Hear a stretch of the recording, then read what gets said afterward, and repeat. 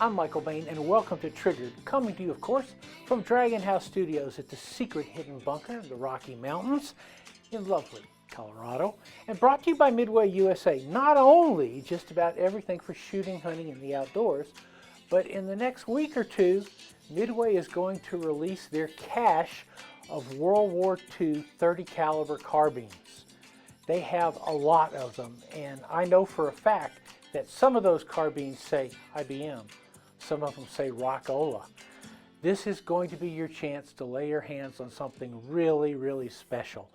And as soon as that balloon goes up, that balloon goes down pretty quickly. So watch michaelbain.tv for the details. Today, though, we're going to talk a little bit about fashion. I'm going to school you. What is fashion? Fashion is, in effect, an unofficial consensus of what looks good and what looks bad based on the season, the phase of the moon, fill in the blank. Fashion is ephemeral, which brings us to this particular Marlin 3030. Now, you have seen this gun before. This is a Marlin Dark. And at the last SHOT Show before Marlin went down, before the entire world went COVID crazy, Marlin introduced their line of dark lever actions. Now, what did they mean by dark? Well, they were painted black. The short barrel, they were threaded, should you might want to put a suppressor or a linear forward comp on them. They already had a rail. These are excess sight rails. And larger loop, not the biggest loop. Paracord, they also came with a paracord sling. Why did Marlin do that? That's a good question. Well, the first thing you say is, well, they're really ugly. They were Marlin's best-selling lever guns in the year before Remington went down. Why were they the best-selling lever guns? Because they were based on the way people actually use lever guns. Now, when you do something on the internet, you show like an unconventional lever gun, the first thing people say is like, that's not how lever guns are supposed to look. And if you ask, you say, how are lever guns supposed to look? And they say, 1964 Winchester 3030. Yeah, okay. I have one of those. And it's really beautiful. But these guns grew out of the Marlin and Remington custom shop. Carlos Martinez, a veteran hunter, African hunter, a very smart man in the field. And he discovered that people were ordering Marlin lever guns essentially for hunting. They were less concerned with the tradition of how they looked as with their utility in the field, hence the short barrel, hence the acceptance of a suppressor, which should of course be legal, hence little hints like this with a medium-sized lever action. So if you're using a glove in the winter, it makes it easy to run the gun. Now, I've taken this gun a step further. And you would be amazed at the emails I've gotten in the last few days since pictures of this snuck onto the internet. Here's what I changed on the gun. I changed the stock.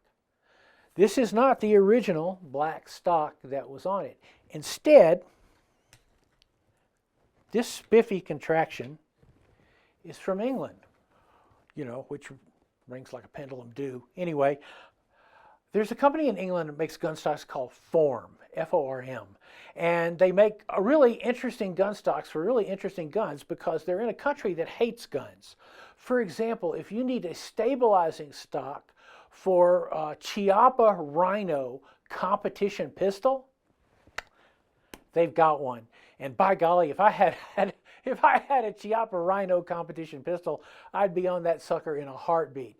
But they make these great stocks with an adjustable comb.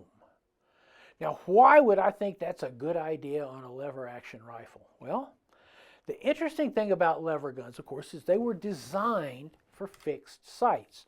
They were designed for either ladder sights here and the tang, or with some sort of, say, buckhorn sight in the barrel dovetail. You can see where the barrel dovetail was on this because this is anchored into a piece of metal in the barrel dovetail. Well, when you hold a gun up with a sight just like that, you're going to want to be as far down as you can get because you're sighting along this line just right at the barrel. And that's exactly how these stocks were designed starting in, I don't know, 1866, roughly then, where there were only fixed sights on the gun. As people started adding sights, they said, well, Marlin, it's got a hard top, unlike a Winchester, and so we can put a scope on it. When you put a scope on the Marlin that was designed for you to be here, the scope is here. Mr. Head has to go up. You get an odd cheek. Can you do that? Yes.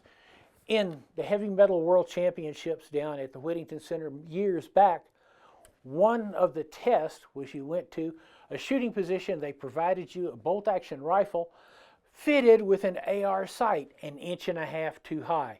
Targets at 300, 400, and 500 yards. You had to figure out how to get your head up high enough to see the sights.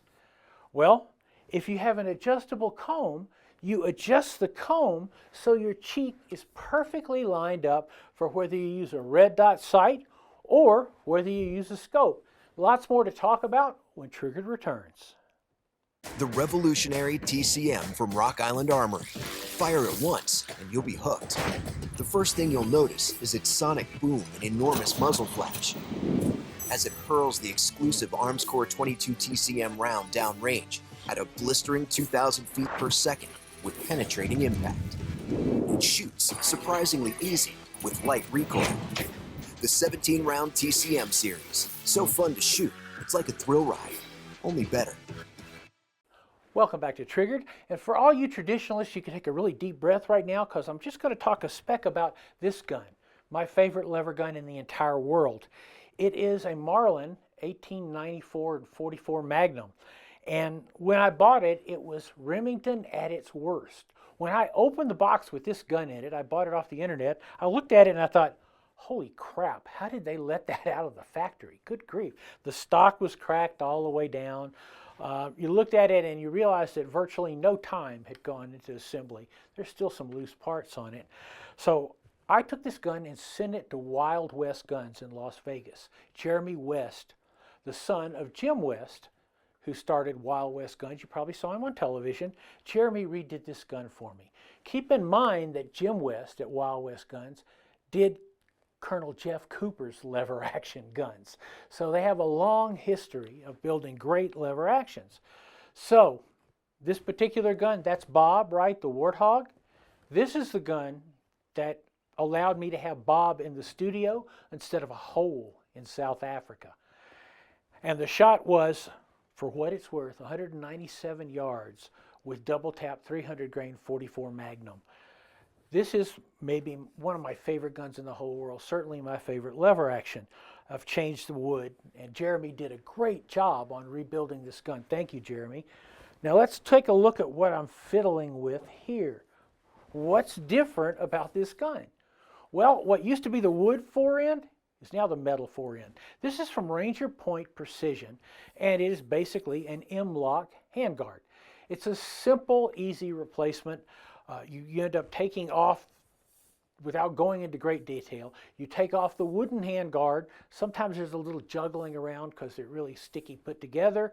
And then you tap out the little tenon right in here at the very front. You can see where these screws are. There's a little tenon that holds on the front barrel, front band on the forearm. Replace it with a tenon provided by Ranger Point Precision. Tap this in and you have this. It is rock steady, which is an excellent reggae song, but this is also rock steady. Why would you do it? You can attach things to it handily.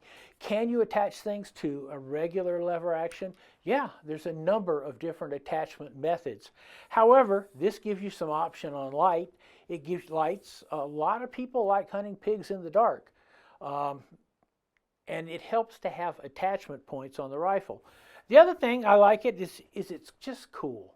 It's a little bit narrower than the more rounded traditional forend, and which was, you know, cowboy time. But what we've done is we've moved with ARs. If you've noticed, AR foregrips started out with quad rails, great big fat round things, and now they got sleek. Yeah, and I like that. I like the way this shoulders. I like it that it's a little bit far forward. Because as a cowboy action shooter, typically when I shot my cowboy action gun, my hand was up here. and quickly pull in, and I would be pointing like that, a little bit longer barrel so Mr. Finger doesn't interface with the bullet. But I like that farther fore grip. I also like the fact that it's metal, and I don't really care anything about it. It's not like fine walnut. If you look at my Pre-64 Winchester or my 500 Magnum Bighorn with #1 wood on it, my 44 Magnum Henry with #1 wood on it, I don't like to bounce #1 wood on rocks. #1 wood's expensive. This isn't. And it's flat. So it makes it a really easy to use forend. I like it. You see also Henry offers something similar. When I go to a scope, and I'll either go to a low-powered variable, say one of the Skinners. I think Andy Larson, Skinner scopes, they're 1:6, is one of the best optics deals out there for lever-action rifle owners because Andy specifically designed that scope for lever-action rifles. The drawback to it with the XS rail is that the Skinner scope needs to be mounted right about here, because here's your eye box.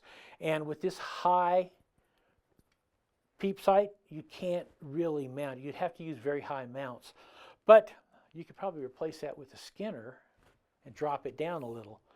But all in all, what I have here is a very useful gun. I'd like to just say one more time, I like the wrapping on the lever because I'm from cowboy action shooting. And we ran guns brutally, because they're designed to be run brutally. Everything about a lever gun is blunt trauma. That blunt trauma really sucks when you have it across these fingers. Having used, once again, a lever gun against dangerous game, you want to be able to run it quick like bunny.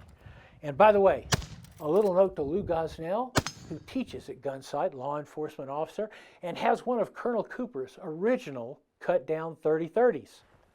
Come on, Lou. You're jealous.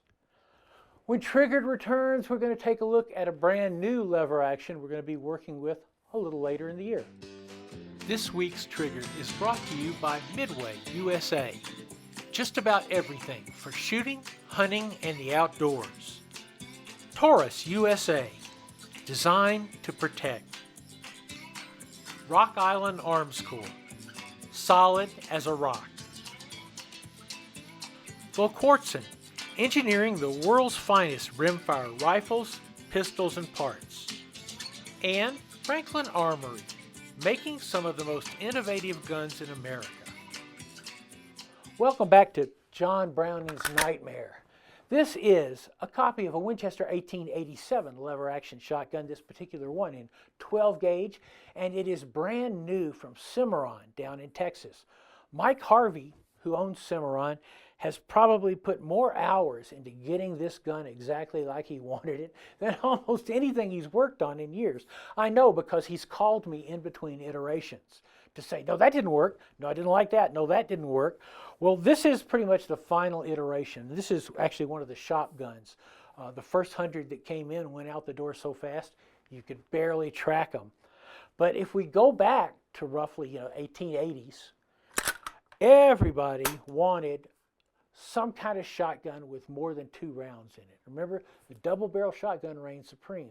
I can make a case that it was the double barrel 12 gauge shotgun that conquered the West, not a lever action rifle or a pistol. But they wanted a repeater. And considering that John Browning is the great master of repeaters, that John Browning has built the 1892, the 1894 lever gun, the 1886, as he was working with those bigger Winchester with bigger cartridges, he thought, well, why don't we have a 12 gauge shotgun? Actually, what he saw was, why don't we have a 10 gauge shotgun? Because the original ones were 10 gauge. And that's where this beast came up. And it is a beast. I love these things. They're fun to shoot. Usually like 5-round tube, you load them here. It's really kind of strange and awkward to load them. A lot of them have been modified for cowboy action shooting, and they're modified in such a way that you can open them and then take 2 rounds, shove them in, close the gun, bang, run the lever, bang. The 2-shot modification to them, because Essentially, in cowboy action shooting, the main match of cowboy action shooting, you're limited to 2 rounds in a shotgun. So either a double barrel or 2 rounds in your pump gun, or 2 rounds in this gun. The great fun of 1887s is trying to keep them from driving the trigger through your entire finger. Because you do this, and when you come back up, if somehow Mr. Finger goes a little quickly to there, you can actually drive the lever to a point where the trigger will puncture the finger. Yes, I did it. I did it under the competition pressure, was shooting in a cowboy match, ran that gun as crazy as I could, as fast as I could, and then I noticed blood dribbling off the trigger guard. That hurt, that hurt. It's a lot harder to do that with this particular gun than with some of the other ones, because Mike Harvey had it in his head that John Browning was such a genius that there was no way in the world that John Browning would design a gun that was designed to drive a spike through your finger. That's just not something that John Browning did. And so Mike went back to original drawings and working, yes, with overseas production, but working with overseas production over the course of years, a couple of years, Mike built what I think is maybe the best replica of the 1887 lever gun in the entire world. I actually want to use one of these in SAS matches just because they're fun to run. You also need a big chunk of leather right here because otherwise it's really painful. One thing you'll notice here too is typically some of the reproductions had a 2-piece lever as opposed to what you see here is just this 1-piece lever. So this is really smooth. Easily the smoothest of the 1887s that I've used, and I have shot original ones. The thing you got to really watch out for with these, with the modern ones, is there is a safety. See, if that's not all the way down and I try to pull the trigger, you can't pull the trigger. The safety is, come on little guy, see that little nub? You can hear me when I push the nub in, pull the trigger, that's the safety. So when I bring the lever all the way back, I can fire. Just by the design of these guns, they'll smack you really hard. They were very popular with stagecoach drivers, hence the term riding shotgun. The guys guarding Western Union money being shipped across the country were really quick to discard their double barrel shotguns for 4 and 5 shooter 10 gauges. I believe that Mike has 2 versions of this. This is the prosaic, go shoot it in a match. You don't want to put too much time into making it beautiful because you're going to ruin it. And he also has one that comes beautiful, absolutely beautiful. I think if I was going to run this in a SAS match, which I have to talk to Mike about what price that might be, a couple of things I might do is this is authentic. What I would like is one of those great big sporting clays recoil pads that soak it up. Right now this is cylinder bore, and I would like it threaded for chokes. I believe the more expensive version of this shotgun, also available from Cimarron, comes threaded for chokes and with a step up in the wood, although this is pretty nice wood. So, 1887 Winchester, great gun, so great that within a few years, John Browning invented the 1897 pump. And voila, that was pretty much the end of the lever action shotgun until laws in Australia brought them back.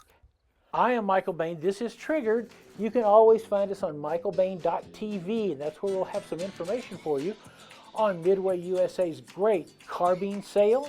You can also find us on YouTube. Please hit that subscription button as you go to YouTube.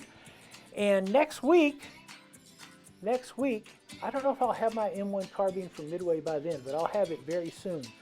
But a couple of non-disclosures go active in the next week, so next week will be pretty cool anyway.